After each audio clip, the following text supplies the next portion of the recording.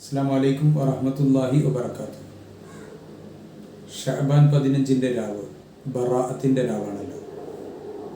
സുഹൃതങ്ങൾ കൊണ്ട് ധന്യമാക്കേണ്ട പ്രാർത്ഥനക്കുത്തരം ലഭിക്കുന്ന രാവ്. ഈ രാവിൽ നാം ചെയ്യേണ്ടുന്ന സുഹൃതങ്ങളെക്കുറിച്ച് മുൻഗാമികൾ മഹാന്മാർ പഠിപ്പിച്ചത് പ്രധാനമായും 3 യാസീൻ ഓതാൻ നമ്മളെ പഠിപ്പിച്ചിട്ടുണ്ട്. അതിലൊന്നാമത്തെ യാസീൻ റിസ്ക് വിശാലമാകാൻ, ഭക്ഷണത്തിൽ വിശാലത ലഭിക്കാൻ, അത് നേടിയെടുക്കാനുള്ള സ്രോതസ്സുകൾ സന്തോഷകരമാകാൻ വേണ്ടി. രണ്ടാമത്തത്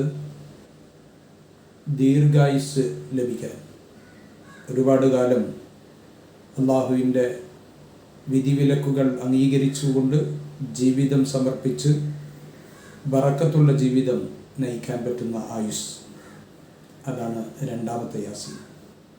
മൂന്നാമത്തെ യാസീൻ ഓതുമ്പോൾ നാം ഉദ്ദേശിക്കേണ്ടത് ഈ ലോകത്ത് നിന്ന് വിട പറയുന്ന അവസാന ദിവസം അത് ഏറ്റവും നല്ല സന്തോഷകരമായ രൂപത്തിൽ വിട പറയാൻ കഴിയണം. അവസാനത്തെ കാഴ്ച ഹബീബായ മുഹമ്മദ് റസൂലുള്ളാഹി സ്വല്ലല്ലാഹു അലൈഹി വസല്ലമ തങ്ങളെ കാണാൻ കഴിയണം. അവസാനത്തെ കലിമ ലാ ഇലാഹ ഇല്ലല്ലാഹ് ആവണം. ആ ഒരു ധന്യ നിമിഷത്തെ പ്രതീക്ഷിച്ചുകൊണ്ട് അത് ലഭിക്കാൻ വേണ്ടി എന്ന ഉദ്ദേശത്തോടു കൂടി മൂന്നാമത്തെ യാസീൻ ഓതുക. നമ്മുടെ വീടുകളിൽ അതിനുള്ള സാഹചര്യങ്ങൾ ഒരുക്കുക.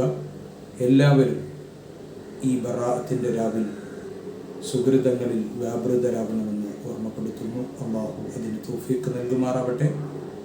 സന്തോഷകരമായ ജീവിതവും ആഫിയത്തുള്ള ദീർഘായുസ്സും ആഖിബത്ത് നന്നായുള്ള മരണവും നൽകി അല്ലാഹു നമ്മളെ അനുഗ്രഹിക്കുമാറാവട്ടെ. ആമീൻ. അസ്സലാമു അലൈക്കും വറഹ്മത്തുള്ളാഹി വബറകാതുഹു.